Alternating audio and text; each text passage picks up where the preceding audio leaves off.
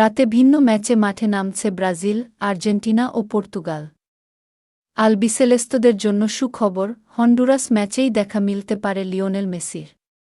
রোনালদোকে খেলানোর কথা জানিয়েছেন Portugal coach. তবে এখনও পুনর্বাসন চলছে নেইমারের। বিশ্বকাপের শেষ মুহূর্তের প্রস্তুতি সারতে ব্যস্ত ডিফেন্ডিং চ্যাম্পিয়ন আর্জেন্টিনা। তবে আলবিসেলেস্তে শিবিরে চিন্তার কারণ একাধিক গুরুত্বপূর্ণ ফুটবলারের ইনজুরি। এর মাঝে কিছুটা স্বস্তির খবর হল, পরিপূর্ণ ফিট হয়ে উঠছেন লিওনেল মেসি। মাসল ইনজুরির কারণে দলের সঙ্গে শুরুতে অনুশীলন না করতে পারলেও এখন অনেকটাই শঙ্কামুক্ত এলেমটেন। আর্জেন্টিনা কোচ লিওনেল স্কালোনি বলেন, মেসি খুব দ্রুত সেরে উঠেছে, যা আমাদের জন্য সুখবর। আমরা আশা করছি প্রস্তুতি ম্যাচে সে কয়েক মিনিটের জন্য হলেও মাঠে নামবে। সেটা হতে পারে আজকের হন্ডুরাস ম্যাচ অথবা আইসল্যান্ডের বিপক্ষে।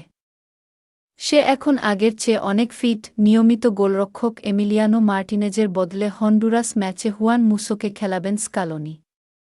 আরেক গোলরক্ষক রুলিকে ঝালিয়ে নেওয়া হবে আইসল্যান্ড ম্যাচে। মেসি সেরে উঠলেও এখনও আনফিট নেইমার। তাই মিশর ম্যাচ সামনে রেখে পুরো ব্রাজিল দল ক্লিভল্যান্ডে পৌঁছালেও একা নিউজার্সিতে পুনর্বাসন চালিয়ে যাচ্ছেন ব্রাজিলের পোস্টার বয়। সবশেষ পানামা ম্যাচের একাদশে ৪ পরিবর্তন এনে মিশর ম্যাচে নামবে কার্লো আনচেলত্তির দল। চ্যাম্পিয়ন্স লিগ ফাইনালে খেলা মার্কুইনোসের সঙ্গে ডগলাস সান্তোস, পাকেতা ও ইগোর থিয়াগোকে ঝালিয়ে দেখবেন কার্লো আনচেলত্তি। চিলির বিপক্ষে ম্যাচ দিয়ে শেষ মুহূর্তের প্রস্তুতি সারবে পর্তুগাল।